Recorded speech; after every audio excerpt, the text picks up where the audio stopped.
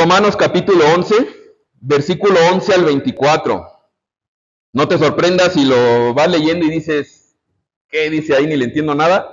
Son esos pasajes que a simple vista dices, híjole, ¿qué onda con todo eso que dice ahí? Pero vamos a irlo desempacando y vamos a pedirle a Dios que al final del día se trata de Él y confiamos en su Espíritu, que tome su palabra, que nos hable y que nos permita contemplar las joyas que hay en porciones aún como esta, porque su palabra es viva, es eficaz.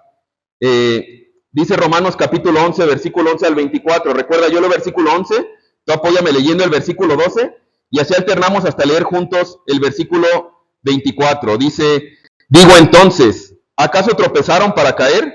De ningún modo, pero por su transgresión ha venido la salvación a los gentiles para causarles celos.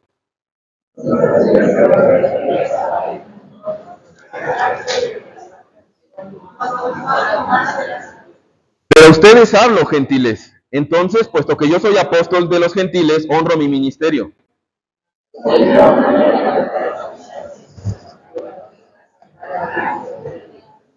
Porque si al excluirlos a ellos es la reconciliación del mundo, ¿qué será su admisión sino vida de entre los muertos?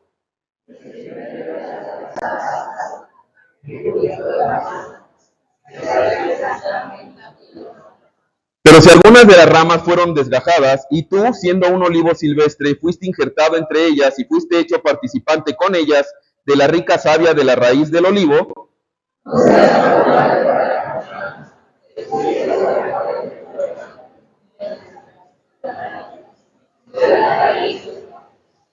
dirás entonces, las ramas fueron desgajadas para que yo fuera injertado.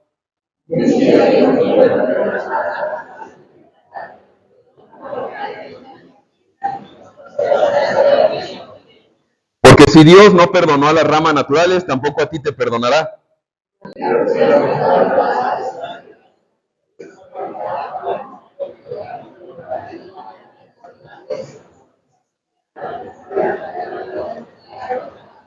Y también ellos, si no permanecen en su incredulidad, serán injertados, pues poderoso es Dios para injertarlos de nuevo. Porque si tú fuiste cortado de lo que por naturaleza es un olivo silvestre, y contra lo que es natural fuiste injertado en un olivo cultivado, ¿cuánto más estos, que son las ramas naturales, serán injertados en su propio olivo? Padre, te adoramos, te damos gracias, Señor. Es un privilegio el poder escuchar tu palabra, el poder leerla, y sobre todas las cosas, es un tremendo privilegio y es una muestra tremenda de tu gracia, el saber que tú quieres hablarnos.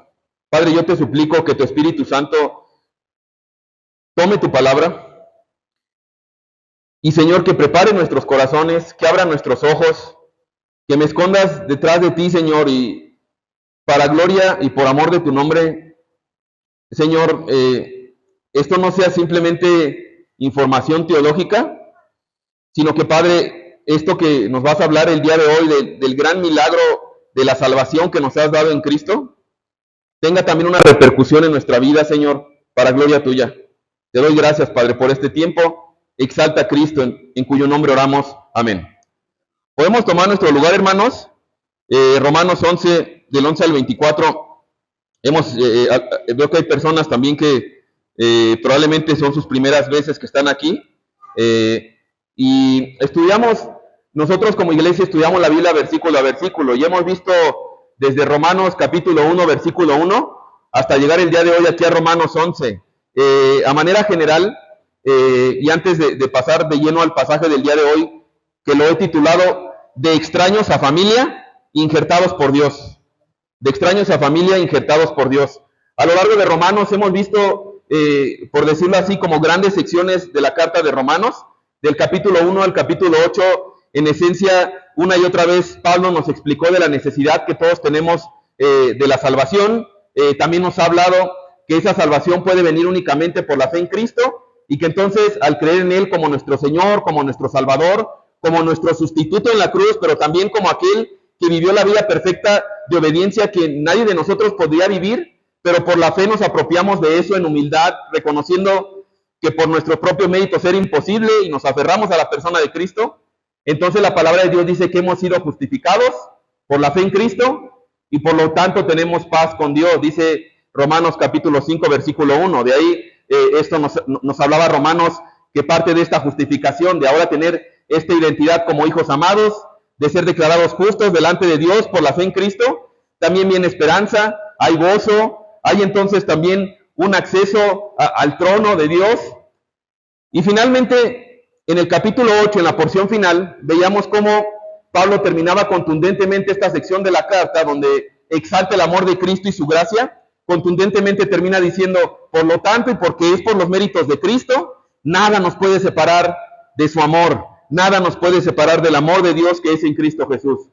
Después de esa afirmación tan contundente, comienza otra sección de Romanos, que es a partir del capítulo 9, y entonces comienza a hablarnos de la situación del pueblo de Israel. Capítulo 9 viene a contestar una pregunta que podría surgir naturalmente. Después de que Pablo dice, nada puede separarnos del amor de Dios que es en Cristo Jesús, en ese momento, y el día de hoy también, hay muchos israelitas o judíos que han rechazado a Cristo. Y una pregunta natural es decir, bueno, si nada puede separarnos del amor de Dios que es en Cristo Jesús, ¿por qué es que muchos judíos o muchos israelitas han rechazado a Dios? Y hemos visto también en estos capítulos 9 y 10 que dentro de Israel hay un remanente, que Dios no ha desechado a su pueblo y que Dios tiene misericordia de quien Él quiere tener misericordia. Ahora, al final del capítulo 10, todo esto es como un contexto. Pablo terminó hablando de cómo Dios se había revelado constantemente al pueblo de Israel, cómo no los había desechado, pero cómo a causa de su rebeldía y de su incredulidad, ellos han desechado a Dios. Dice capítulo 10, versículo 21. Pero en cuanto a Israel dice, todo el día he extendido mis manos a un pueblo desobediente y rebelde, digo entonces, ¿acaso ha desechado Dios a su pueblo? De ningún modo, veíamos la semana pasada, de ninguna manera. Y nos dio argumentos Pablo, dijo, de ninguna manera, ¿por qué? Porque primeramente yo soy judío, y si Dios hubiera desechado al pueblo de Israel, yo no estaría aquí compartiendo de Cristo. Yo soy una muestra viviente de que Él no ha desechado a su pueblo, a Israel, porque Él es un israelita. También nos habló de una prueba histórica. Él citó la historia, ¿recuerdas?, de Elías, y cómo Dios le recordaba que Dios había mantenido un remanente por su pura gracia dentro del pueblo de Israel, y también lo hace con nosotros. De tal manera que si algo quedó claro, espero, en el sermón pasado, es que Dios no ha desechado a su pueblo Israel, y que la iglesia tampoco ha suplido el lugar de Israel. Y ahorita vamos a ver entonces dónde quedamos nosotros como gentiles. Y Pablo ahorita nos va a explicar parte de esto. Entonces comienza el versículo 1 del día de hoy, después de que terminaba Pablo hablándonos ahí en el versículo 10 de estos judíos que habían rechazado o habían tropezado con Cristo. Y dice ahora versículo 11, digo entonces, ¿acaso tropezaron para caer? O sea, los judíos que rechazaron a Cristo, ¿quedaron fuera del plan de salvación de Dios? De ningún modo, responde Pablo. Ahora, ¿qué es eso de que tropezaron? ¿Por qué los judíos? ¿Por qué el pueblo de Israel tropezó? ¿Con qué tropezó? ¿A qué se refiere Pablo aquí? Bueno, Pablo ya lo ha explicado y te lo quiero recordar. En el capítulo 9 de Romanos, Pablo explicó a qué se refería o con qué es que los judíos habían tropezado. Mira lo que dice Romanos capítulo 9, versículo 31 al 33. Dice, pero Israel, que iba tras una ley de justicia, no alcanzó esa ley. ¿Por qué? Porque no iban tras ella por fe, sino como por obras. Tropezaron en la piedra de tropiezo, tal como está escrito. Miren, pongo en Sión una piedra de tropiezo y roca de escándalo, y el que crea en él no será avergonzado. Pablo está diciendo que el pueblo de Israel tropezó con Cristo, porque ellos confiaban en sus obras, en el cumplimiento de la ley, y se aferraban a su religiosidad. Y entonces Pablo no solamente habla de esto en Romanos, Pablo habla de esto también en la carta a los Corintios. Mira lo que dice 1 Corintios 1:23.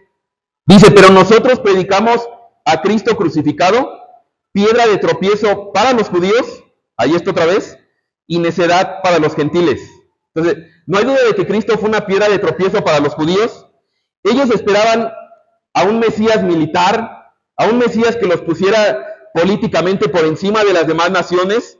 No esperaban a alguien que al final, como dice Pablo ahí en el versículo 23, terminara crucificado. ¿Qué sentido tenía que aquel Mesías que que ellos habían entendido que Dios había mandado, había terminado crucificado en la cruz. Ahora, no solamente era un tropiezo para el judío, sino también dice ahí una necedad para los gentiles. O sea, igual para el gentil que llegaba a escuchar, de repente también podía decir, bueno, pero ¿cómo puede ser el Mesías si terminó ahí crucificado? Es ilógico que un rey haya terminado así. Entonces la pregunta de Pablo es, digo entonces, regresamos al versículo 1, ¿acaso tropezaron para caer? ¿Implica ese tropiezo, ese rechazo a la persona de Cristo, que entonces el pueblo de Israel ya ha sido desechado por parte de Dios? De ningún modo, dice Pablo. O esa palabra tropiezo, no sé si has tenido amigos o a lo mejor eres tú, que hay personas que se tropiezan constantemente. O sea, como que van caminando y siempre se andan tropezando y de repente te sucede eso y tropiezas y ya pues te da pena, a lo mejor hasta te caes y ya te levantas y dices, no pasó nada, yo así camino. Pero pues te levantas y sigues caminando, no te quedas ahí, solamente fue un tropiezo. Son cosas distintas tropezar y caerte. Y Pablo nos pone con toda claridad que el tropiezo de Israel no significa que ellos han sido desechados de parte de Dios. Me encanta y ahora, Pablo ahorita va a empezar a dar indicios de cómo incluso la nación de Israel va a ser restaurada totalmente, y eso trae grandes beneficios. Por eso también tenemos que orar por Israel, pedirle a Dios por esa nación. Hay promesas impresionantes respecto a la restauración de Israel, pero también respecto a la fidelidad de Dios hacia el pueblo de Israel, a pesar del pueblo de Israel. En Jeremías 31 hay una promesa donde Dios ilustra y dice, mira, cuando veas esto, significa que yo no he desechado al pueblo de Israel. Mira cómo lo describe Jeremías 31, del 35 y 36. Israel, y esto es importante porque hay gente que puede llegar a pensar, no, es que ya Israel como nación ya fue desechada por Dios. Pero mira la promesa que Dios les da, Jeremías 31, 35. Así dice el Señor, el que da el sol para luz del día, y las leyes de la luna y de las estrellas para luz de la noche, el que agita el mar para que bramen sus olas. Por cierto, el que haya luz es porque Dios ha puesto el sol. El que haya luna y oscurezca, Dios también rige eso. El mar, también Dios está en control. El Señor de los ejércitos es su nombre. Ahora pone él esta señal, dice, si sucede esto, significa que yo ya me deshice de Israel.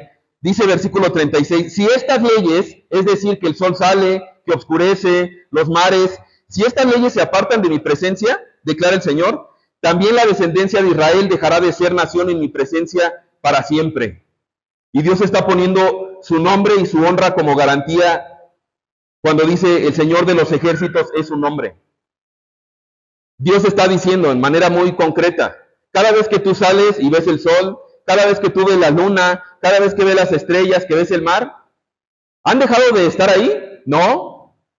Dice, el día que eso deje de estar, ese día tú podrás decir que yo he desechado a la nación de Israel, a la descendencia de Israel. Mis hermanos, todo está donde tiene que estar. Y es una evidencia, Dios lo está poniendo ahí, de que Dios es fiel al pueblo de Israel también. Esto es importante, la iglesia no ha tomado el lugar de Israel. Dios no ha desechado a Israel. De manera que cuando la nación de Israel tropezó con Cristo, no representa que ya fueron desechados por Dios. Vamos a ver lo que continúa diciéndonos el texto. Entonces, la pregunta sería, bueno, si Dios sabía que iban a tropezar con la persona de Cristo, ¿por qué lo permitió? ¿Para qué propósito tropezaron? Versículo 11, la segunda parte, dice, la respuesta de Pablo, dice, después de que dijo, tropezaron de ningún modo, pero por su transgresión, o por su tropiezo, o su rechazo a Cristo, ha venido la salvación a los gentiles para causarles celos. Lo que Pablo está diciendo es que por causa del tropiezo de Israel, el evangelio fue llevado a los gentiles, aquellos que no somos judíos. Y entonces, cuando ellos tropezaron, Dios tomó el evangelio y lo lleva a personas que no pertenecían a la nación de Israel. ¿Para qué? Para causarles celos.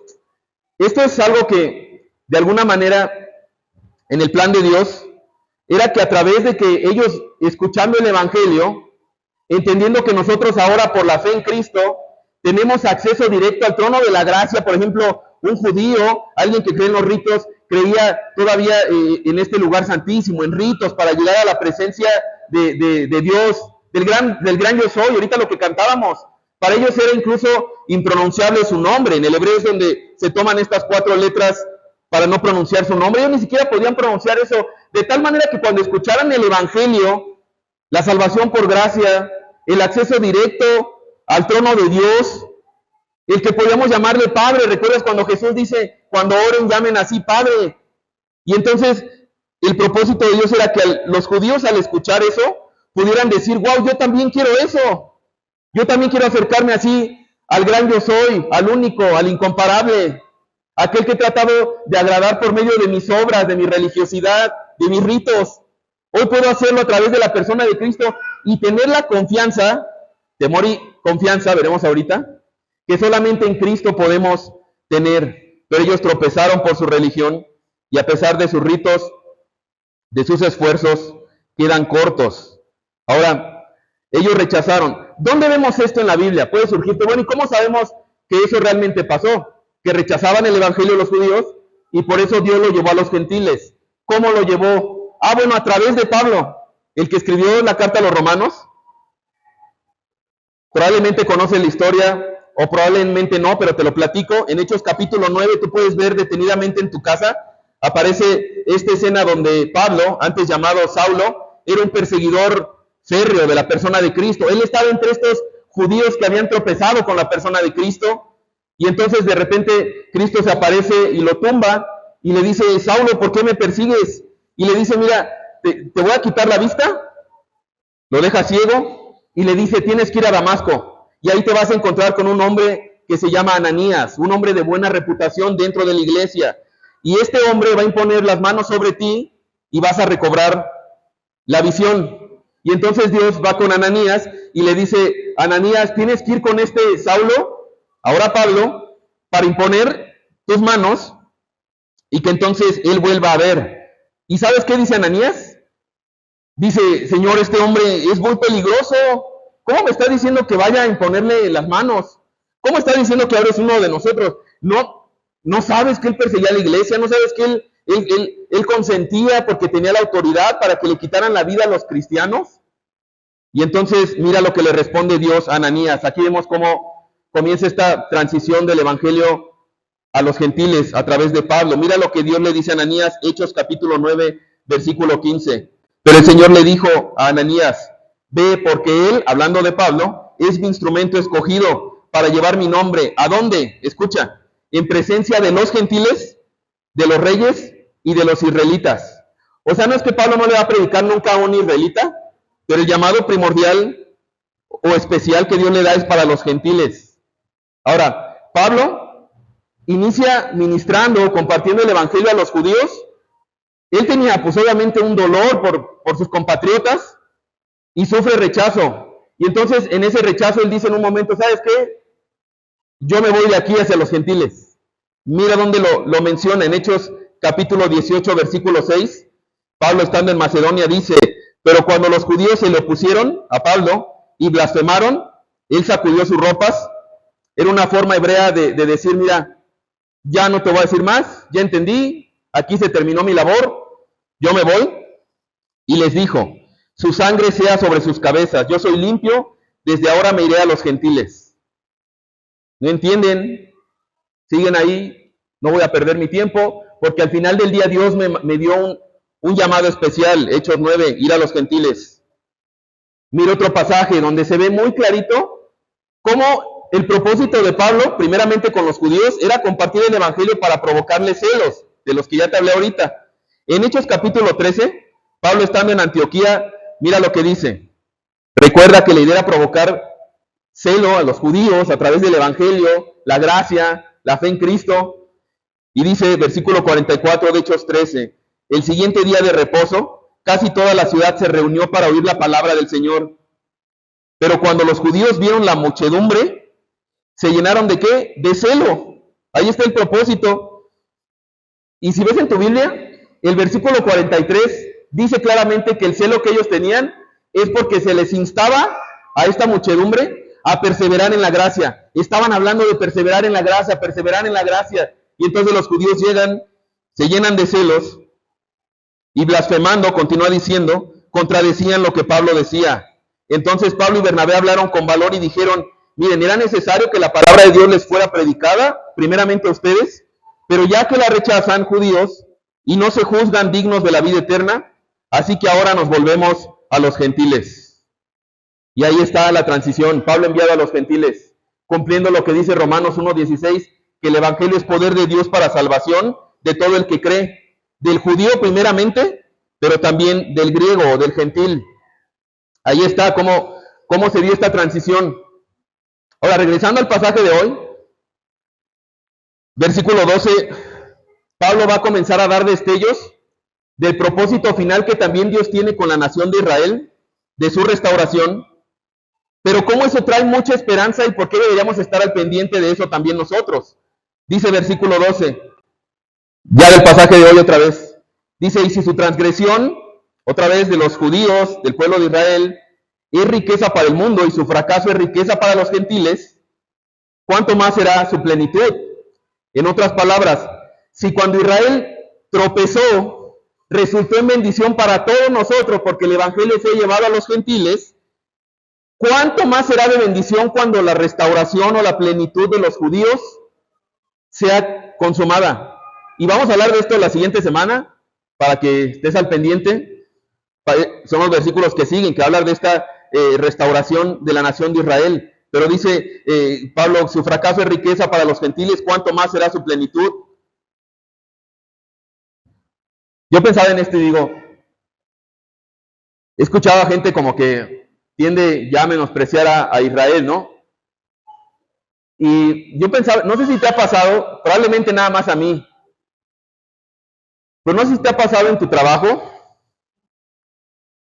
no sé, o de repente, híjole, yo pensaba, yo tengo la oportunidad todavía de jugar fútbol, a lo mejor tú también, y a lo mejor entiendes este ejemplo.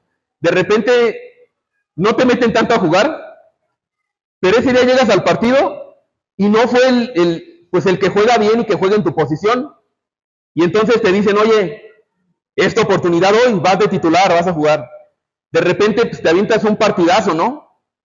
Y tú al final dices, híjole, ojalá que ya no regrese el otro. Ojalá que ya no se acuerden del otro, porque si él regresa, pues otra vez voy a la banca y yo ya no quiero regresar ahí.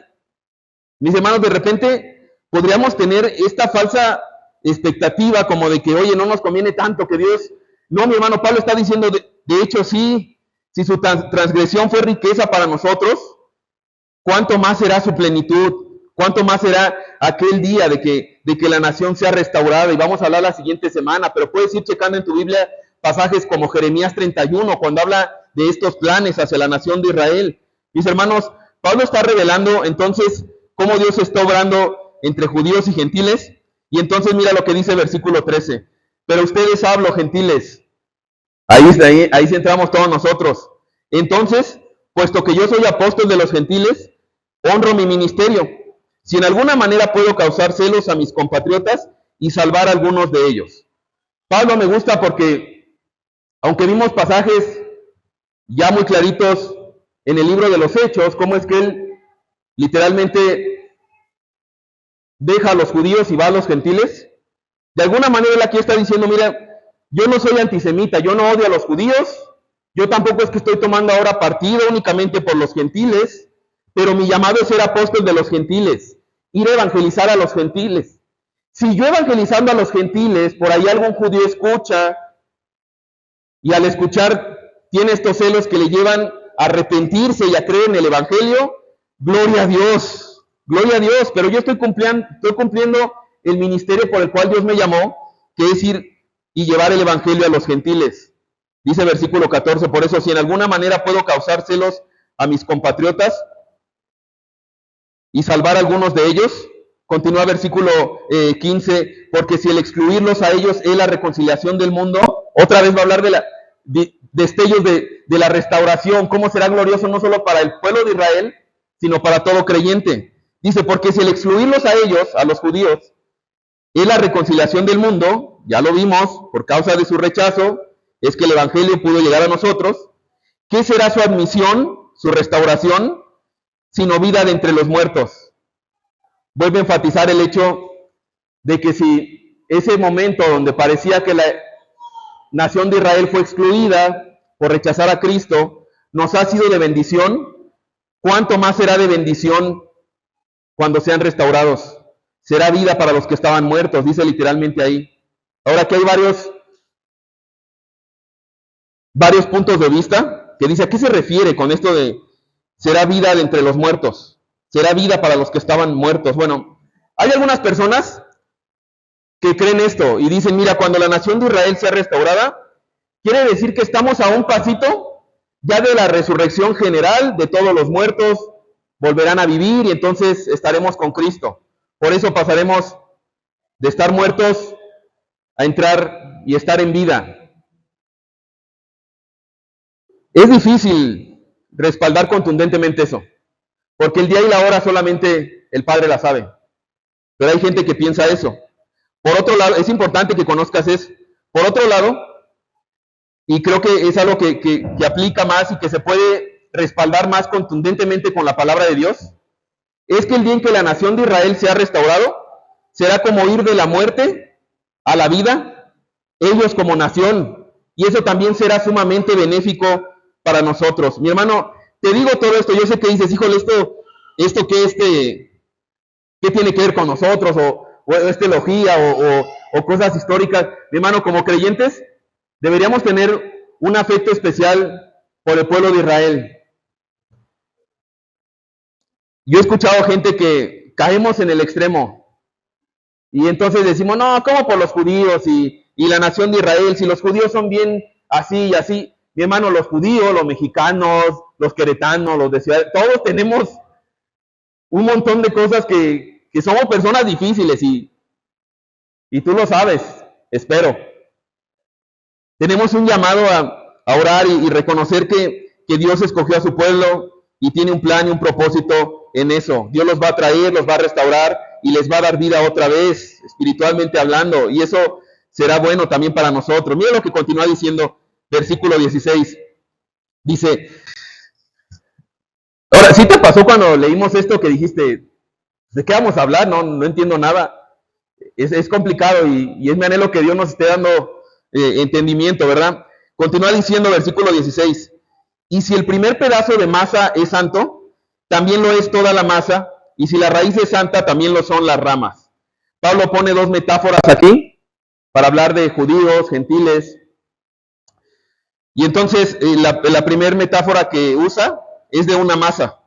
Dice, y si el primer pedazo de masa es santo, aquí está hablando, mi hermano, de las primicias del Antiguo Testamento. Las primicias representaban los frutos o los primeros frutos de la cosecha. Ellos traían los primeros frutos de cada cosecha, los ofrecían a Dios, y eso implicaba que estaban consagrando sus primeros frutos, pero que por lo tanto toda la cosecha también terminaba consagrada. De tal manera que por haber consagrado un pedazo de la masa, toda la masa quedaba consagrada al Señor. Importante esto, mi hermano. La palabra santo, es importante que tengamos claro esto, la palabra santo, o cuando habla ahí de que el primer pedazo de masa es santo, santo significa apartado, separado, y está diciendo si las primicias fueron separadas o apartadas, entonces también toda la masa lo será. Versículo 16, ahorita te voy a explicar a qué se refiere. Dice, y si la raíz es santa, también lo son las ramas. ¿Quiénes son las primicias? ¿Quién es la raíz? ¿A qué se está refiriendo aquí Pablo? Bueno, por el contexto que viene hablando, la raíz y las primicias se está refiriendo a los patriarcas, aquellos a quienes Dios llamó, los eligió, para que eventualmente por su descendencia pudiera bendecir a toda la nación. Esos pudieran ser las primicias. Fueron apartados y por lo tanto todos los descendientes, todo el pueblo tenía ese propósito de ser apartado para Dios. Por eso dice, y si la raíz es santa, también lo son las ramas. Ahora, ¿cuál es la raíz donde comenzó todo esto de la promesa de Dios? En la promesa que Dios le hace a Abraham. Le dice a Abraham, en tu descendencia, hablando de Cristo, serán benditas todas las naciones de la tierra. Mi hermano, al pueblo de Israel está haciendo referencia, número uno, que no han sido desechados, pero que tienen un propósito, el ser apartados para Dios, así como lo hizo desde un inicio con la nación de Israel. Pero cuando hablamos también de la raíz de la nación y hablamos de Abraham y hablamos de la promesa que Dios le dio a Abraham, a nosotros, mis hermanos, directamente nos repercute porque esa promesa que fue hecha a Abraham es por la cual sustenta la salvación que nosotros tenemos. El Salvador que vendría de la descendencia de Abraham. Y si esa raíz fue apartada y es santa, también lo son las ramas. No solamente el pueblo de Israel, sino todos aquellos que hemos creído en esa promesa de este Mesías y que ahora somos parte de esta misma familia, como vamos a ver ahorita. Mira cómo Pablo lo va a explicar de otra manera, como más gráfica, hablando de dos árboles, de dos olivos. Dice versículo 17. Pero si algunas de las ramas fueron desgajadas, en referencia al rechazo de la salvación de parte de Israel, y tú siendo un olivo silvestre, nosotros los gentiles, fuiste injertado entre ellas y fuiste hecho participante con ellas de la rica savia de la raíz del olivo. ¿Qué es esto del árbol del olivo? ¿A qué se refiere? ¿Por qué menciona un árbol de olivo? Bueno, el árbol de olivo era uno de los árboles más preciados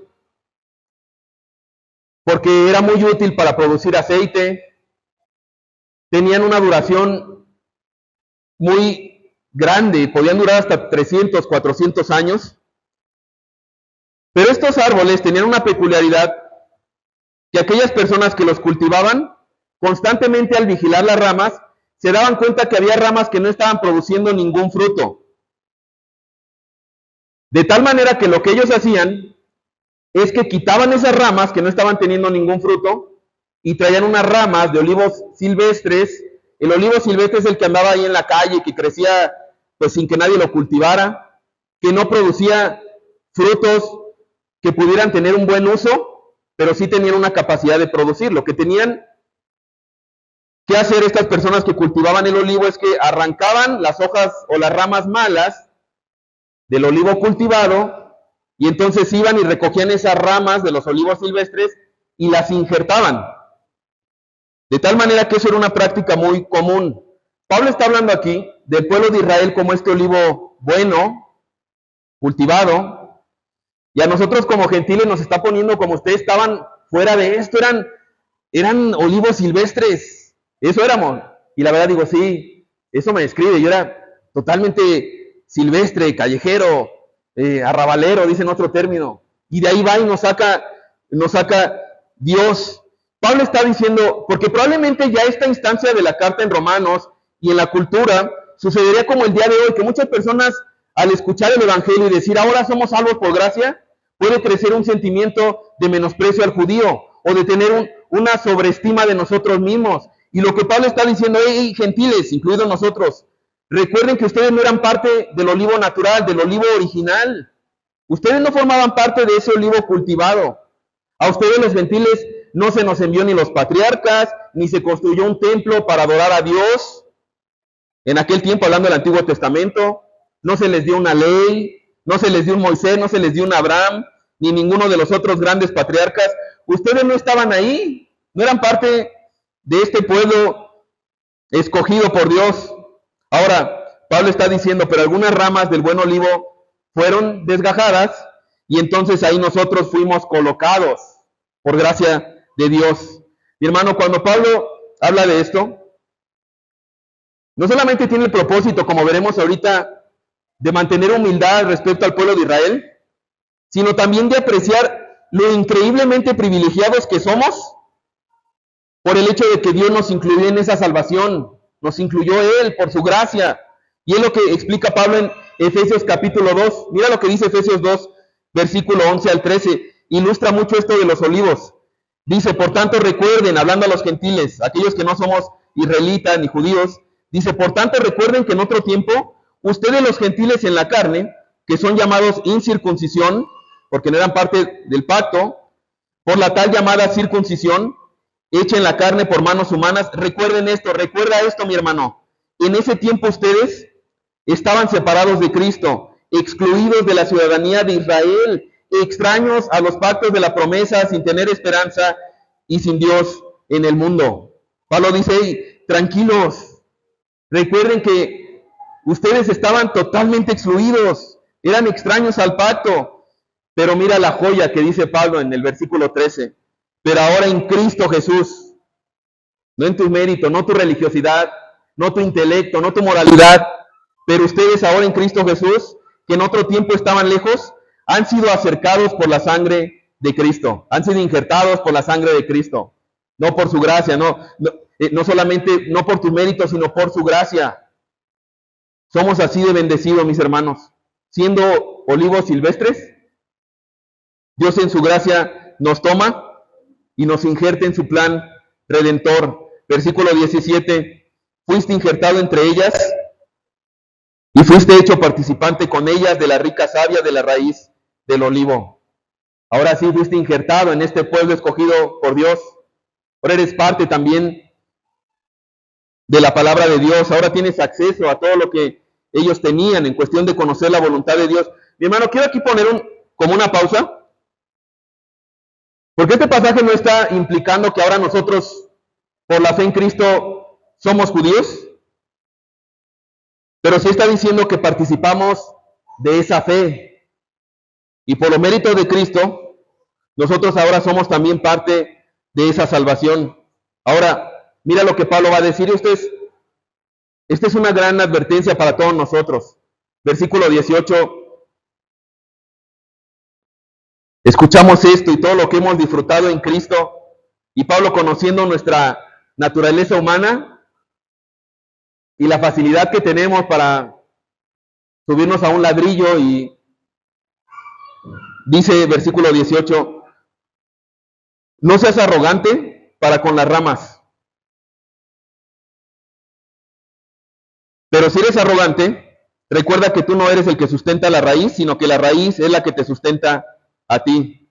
Recuerda que no fue por tu capacidad y tus méritos, es por la promesa de Dios que te sustenta a ti. La salvación y el que tú perseveres es porque Él te sustenta, por la promesa que Él ha hecho, no fue por nuestra capacidad. Cuidado con sentirnos superiores incluso a los judíos, al pueblo de Israel. ¿Cuánto más veremos al final aún nosotros como familia, como hermanos? Cuidado con esa arrogancia que fácilmente caemos. Dice, no te burles de la rama que cayó y le digas, mira, tú que estás ahí tirado, yo sí estoy en el olivo, yo sí creí, yo fui mejor que tú. Mis hermanos, la realidad es que es únicamente por la gracia de Dios. Y Pablo nos dice, recuerden eso, recuerden eso. Ahora nuevamente quiero recordarte algo, la necesidad, y que Pablo está remarcando aquí también, la importancia de sí estimar y orar por el pueblo de Israel. Hay una escena muy gráfica también, donde Jesús está con esta mujer samaritana, que era una especie de mezcla en cuestión de raza, y ella quería saber en dónde tenía que adorar, si en Samaria o en el templo de Jerusalén. Y mira lo que le dice Jesús en Juan 4:22. Dice, ¿ustedes adoran lo que no conocen? Nosotros, los judíos, adoramos lo que conocemos, porque la salvación viene de los judíos. Eso es algo importante. ¿Por qué orar y amar? ¿Cómo que la salvación viene de los judíos? Pues sí, viene de los judíos. Cristo viene de los judíos, es descendiente de David, eventualmente descendiente de Abraham. Y cuando Abraham recibió la promesa de que en su simiente serían benditas todas las naciones de la tierra, estaba hablando de nuestro Señor y Salvador Jesucristo. Termina diciendo versículo 19 en esta porción de los olivos, dice, dirás entonces, las ramas fueron desgajadas para que yo fuera injertado. O sea, no seas arrogante. No tengas este pensamiento de decir, claro, yo soy súper valioso, por eso mejor quitaron esas ramas chafas, porque yo sí le convenía a Dios, yo soy súper especial. Cuidado con eso. Muy cierto. Dice, fueron desgajadas por su incredulidad. Ojo, no por su conducta, dice ahí, dice por su incredulidad.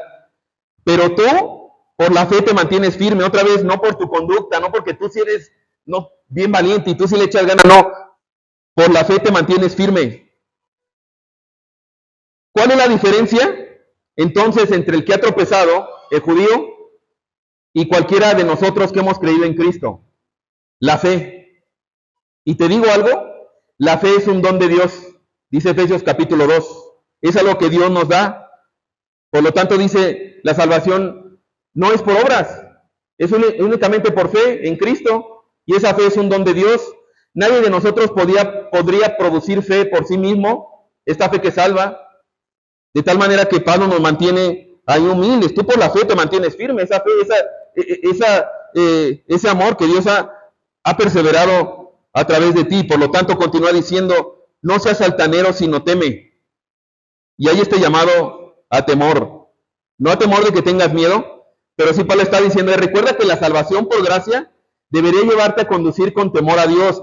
Y el temor a Dios, podríamos decir muchas cosas, pero una manera muy concreta de resumirlo es la constante conciencia de la presencia de Dios junto a nosotros. El temor de Dios es la constante conciencia de la presencia de Dios junto a nosotros. Y Pablo está diciendo, no seas altanero. Y a lo mejor alguien puede decir, oye, pero pues yo nunca he conocido a un israelita ni a un judío, ¿no? Con ellos voy a ser humilde, pero en mi familia, con otros hermanos en la fe, mantengámonos humildes. Así como el pueblo de Israel, escucha esto, fue elegido únicamente porque Dios quiso. La palabra de Dios dice que aún Dios los eligió porque eran un pueblo insignificante. Pablo también dice que a todos nosotros que hemos creído en Él, nos eligió siendo lo vil y menospreciado de este mundo. No hubo una razón más gloriosa que nos pusiera en un nivel por encima de nadie. De tal manera que dice, cuiden estas actitudes de arrogancia, de creer que Dios los salvó porque vio algo mejor en ustedes. ¿Por qué? Versículo 21. Porque si Dios no perdonó a las ramas naturales, tampoco a ti te perdonará. Wow, esta es una declaración también que Pablo está dando muy fuerte, donde Dios está siendo descrito como un Dios justo y severo. Pablo está diciendo, y cuida de no recibir la gracia para volverte un jactancioso, un arrogante. Ahora, en cuestión de los judíos, cuida tu corazón de no creer que, ellos crucificaron al Mesías. Si yo hubiera estado ahí y hubiera visto a Cristo, yo hubiera respondido diferente. Mis hermanos, nosotros somos igual de duros de corazón.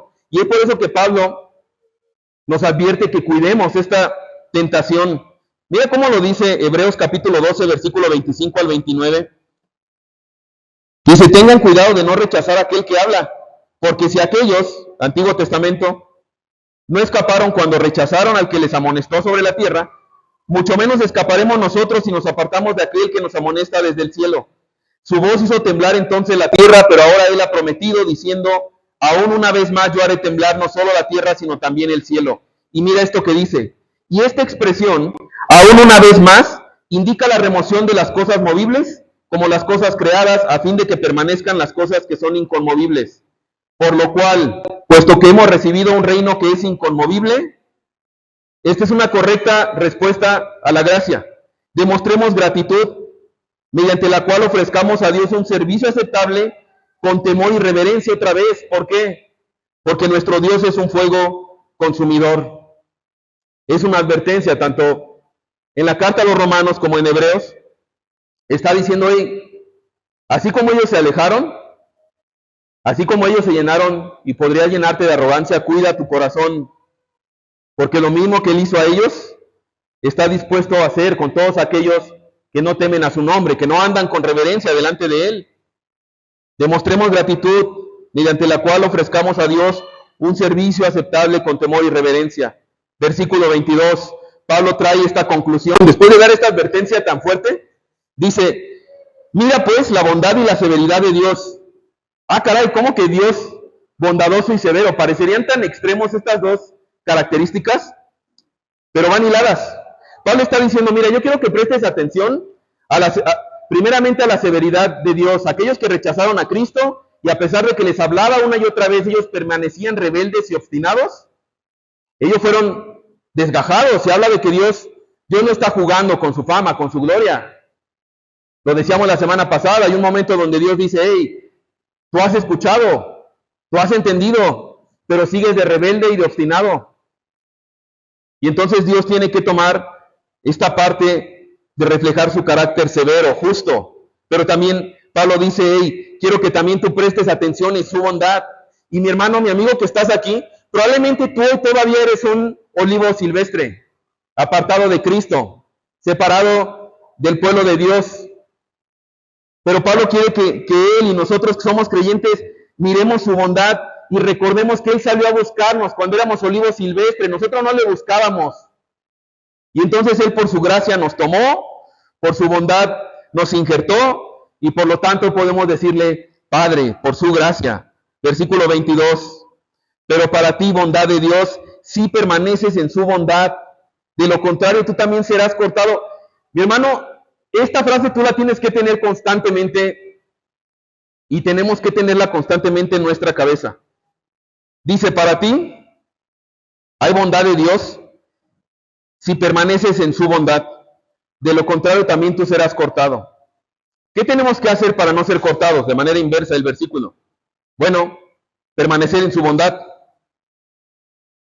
en darle toda la gloria a Él, en recordar su gracia, en recordar que no se trata de nosotros. Permanecer recordando y haciendo todo lo que hacemos porque hemos recibido su bondad, porque lo hacemos en respuesta y gratitud, diría Hebreos. Ahora dice, suena súper fácil. Si tú eres creyente, sabes que eso no es fácil. Sabes que empezamos deleitándonos en el amor de Dios y en la gracia de Dios. Pero pasa el tiempo y entonces ya nuestra gloria no es Cristo ni su amor, ya es lo que nosotros hacemos, nuestro rendimiento. Nos apartamos de su bondad, comenzamos a relacionarnos con Dios en base a lo que nosotros creemos merecer por lo que nosotros estamos haciendo o no haciendo. Olvidamos su bondad. Y entonces, no solamente Pablo, sino también Judas nos advierte de esta necesidad que tenemos de conservarnos en el amor de Dios. Dice Judas capítulo 1, versículo 20. Judas es un pasaje, es una carta tremenda que advierte hacia muchos que apostatan de la fe. Y en el versículo 20, solamente es un capítulo, léelo. Yo creo que hasta en una formada de fila de tortillas lo puede leer.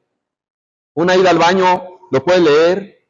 Lee las advertencias de gente que aparentemente estaba firme en la fe. Y la instrucción que da, en este caso, Judas, dice, pero ustedes, amados, edificándose en su santísima fe, orando en el Espíritu Santo, consérvense en el amor de Dios, esperando ansiosamente la misericordia de nuestro Señor Jesucristo para vida eterna. La misma instrucción, consérvense en el amor de Dios, no en tu orgullo, no en nuestra arrogancia, no en nuestras obras, no en mirar a los demás, lo que hacen o no hacen, o que son diferentes a nosotros. ¿En qué conservas tu mente, mi hermano? ¿De qué dependen tus sentimientos y tus emociones cada día? ¿Estás conservando ahí, dice Proverbios, sobre toda cosa guardada? Guarda tu corazón porque de él mana la vida. Si pudiéramos ver nuestro corazón así literalmente como un pedazo de carne que tiene que ser conservado, estamos imaginando de manera muy rápida en un traste, en un refri de refrigeración, conservándolo.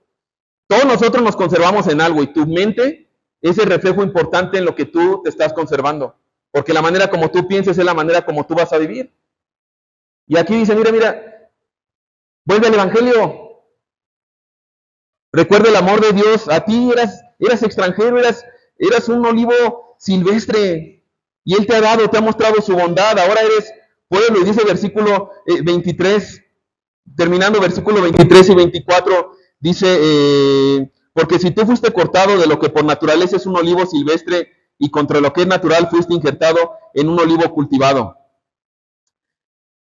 Perdón, versículo 23. Y también ellos, si no permanecen en su incredulidad, serán injertados. El pueblo de Israel, Pablo está diciendo, aunque ahorita están en su incredulidad y parece que están desechados por Dios, no es así. Ellos, cuando dejen de permanecer en su incredulidad, en la persona de Cristo, en el Evangelio, serán injertados. Porque si tú que fuiste cortado de lo que por naturaleza es un olivo silvestre, y contra lo que es natural fuiste injertado en un olivo cultivado. Mi hermano, quiero que pienses en esto. El que tú crees en Cristo, el que estés en Cristo, es algo, dice ahí, sobrenatural. Dice, y contra lo que es natural fuiste injertado. Humanamente eso no hubiera podido suceder. Es un milagro, es el milagro más grande. Hay personas que estábamos muertas en nuestros delitos y pecados, y Él nos da vida. ¿Cuánto más termina diciendo? ¿Cuánto más esto los judíos, que son las ramas naturales, serán injertados en su propio olivo? Pablo termina diciendo, si como gentiles éramos olivos silvestres y Él nos injertó, ¿cuánto más aquellas ramas que si eran parte del pueblo, del olivo natural, cómo no serán injertadas nuevamente en el momento que sean restaurados? Una prueba contundente de que Dios no ha desechado al pueblo de Israel. Ahora, yo ponía algunas aplicaciones, porque ¿qué onda con esto? Sí, hay porciones pesadas, y me encanta ir versículo a versículo, porque vamos a entrar a estas porciones que seguramente muchos de nosotros en la casa sería como de, no entendí, vámonos, y te saltas. Aquí no es como lo que nos acomode, confiamos que toda la palabra es útil, es necesaria, pero quise destacar algunas aplicaciones partiendo de que la siguiente semana veremos cómo Dios habla de esta restauración final de la nación de Israel y cómo contundentemente eso nos repercute. Primera aplicación que yo saqué de esto es, primero, recordar esto, mi hermano, la salvación está disponible para todos a través de la fe en Cristo, independientemente de ser judío, ser gentil, independientemente de tu trasfondo. Para ti, mi amigo, que independientemente de tu familia, independientemente como hayan sido tus papás, tu genealogía, nada de eso importa delante de Dios. Este pasaje nos muestra cómo todos podemos formar parte del plan redentor de Dios y es únicamente por medio de Cristo. Mira lo que dice Gálatas 3, 28 y 29. No hay judío ni griego, no hay esclavo ni libre, no hay hombre ni mujer, porque todos son uno en Cristo Jesús. Y si ustedes son de Cristo, entonces son descendencia de Abraham, herederos según la promesa. ¿Sí? Así que eso debería también fomentar unidad en nosotros. Porque aunque somos diferentes, aunque tenemos características, virtudes, aún defectos, cada uno trae lo bueno y trae lo malo, y es un cóctel aquí. Deberíamos recordar y mantenernos unidos porque el vínculo es nuestro Señor Jesús. Segundo elemento ponía, mi hermana, a la luz de este pasaje debemos tener mucho cuidado con la arrogancia. A mí este pasaje me encantan porque yo soy muy fácil de tender en la arrogancia, mi hermano. Te lo dice alguien que no vengo y te digo, tú cuídate, yo soy súper humilde, mi hermano. Esto es algo que yo necesito diario. Padre, que muera yo cada día más y que seas más tú. Cuidado con la arrogancia. Practiquemos, seamos intencionales en la humildad y gratitud a Dios por su gracia extendida a nosotros. Veíamos que fuimos injertados, éramos olivos silvestres, estábamos separados y alejados. Y si no fuera por la gracia de Dios, que Él tuvo misericordia de ti si estás en Cristo, seguiríamos allá. De tal manera que, mi hermano, no solamente con los judíos, sino también entre nosotros como iglesia y en nuestras casas, debemos ser cuidadosos de creernos algo que no somos. Mira lo que dice Primera de Corintios 4, versículo 7, porque ¿quién te distingue? A mí me distingue mi gran capacidad de trabajar, mi gran talento, mi gran disciplina, mi gran orden, mi gran carisma, mi gran paternidad, mi gran manera. Yo soy, ok, pero si eso lo tienes, ¿o qué tienes tú que no recibiste? Aún esas cosas buenas, no te jactes de eso.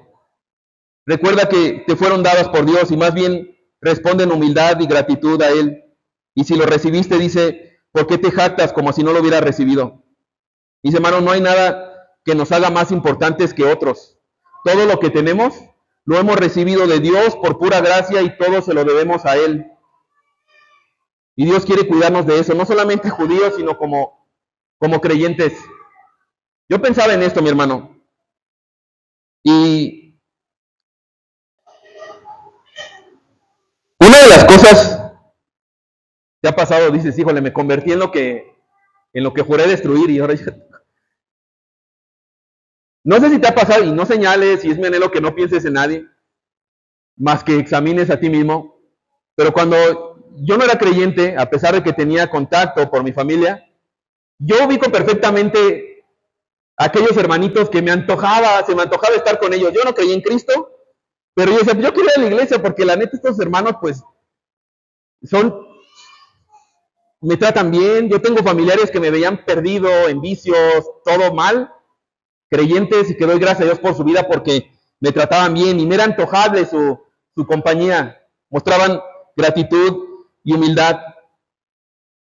Y de repente también está la otra parte donde tendemos a caer y tener este orgullo y esta arrogancia de, yo ya soy cristiano, ya no me junto con, esos vecinos siguen de borrachos, y es que no dejan, y otra vez está peleando, no, qué bueno que yo ya, y ahí se acerca esta persona que tú sabes que evidentemente no es creyente, pero por gracia sigue viniendo a la iglesia, o ese familiar, y nos llenamos de arrogancia, como si hubiera habido algo más espectacular en nosotros,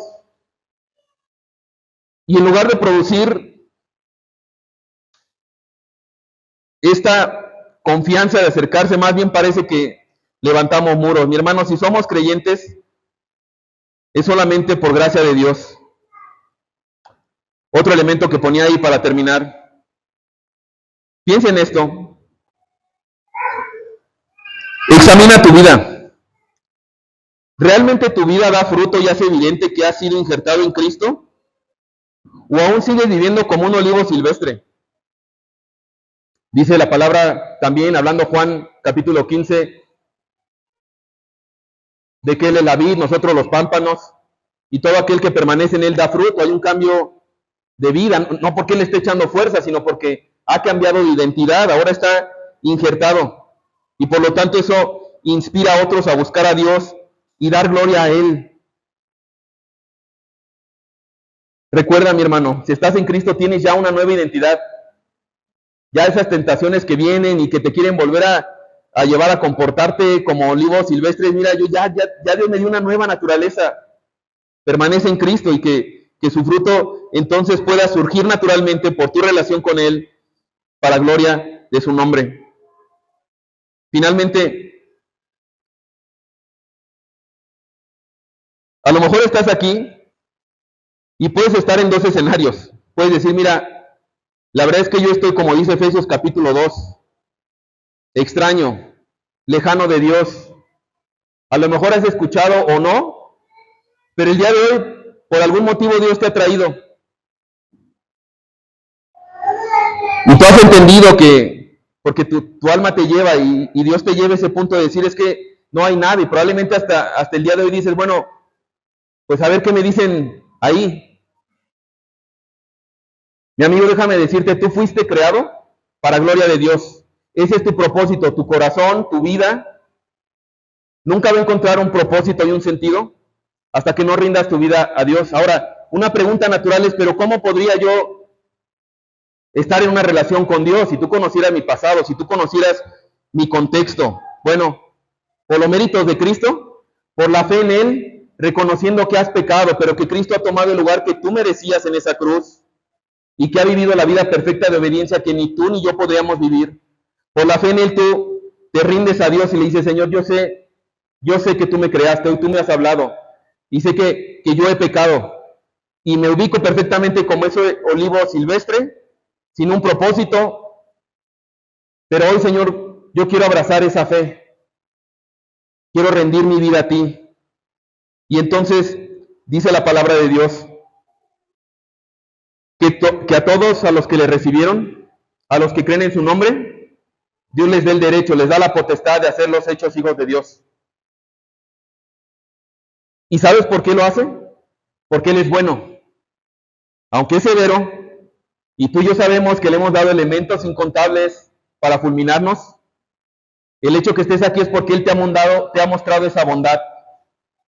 Y quiere que ya no salgas aquí como un olivo silvestre, ajeno a la familia de Dios, sino injertado por la fe en Cristo, con una promesa, con una esperanza. Mis hermanos, así como Dios tiene un plan para Israel, y lo veremos la siguiente semana, culminará esta restauración, También para ti, mi hermano, que eres creyente, a lo mejor tú dices, híjole, yo me he distraído tanto y he comprado tanta esa mentira que hoy examinando mi vida, híjole, yo ya me estoy comportando y viviendo más como un olivo silvestre.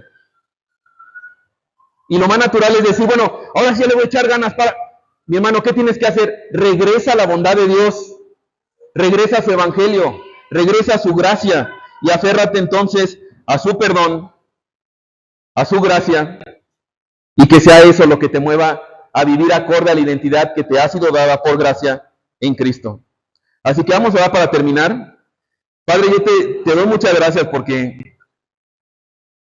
personalmente hablando es fácil jactarnos y es fácil olvidar lo que éramos sin ti, y eso repercute no solamente en nuestra conducta a ti, porque perdemos el asombro, la gratitud, el deleite, y damos por sentado las cosas como tu salvación, damos sentado las cosas como pasar tiempo en intimidad contigo, damos sentado cosas como poder servirte, poder adorarte, Señor.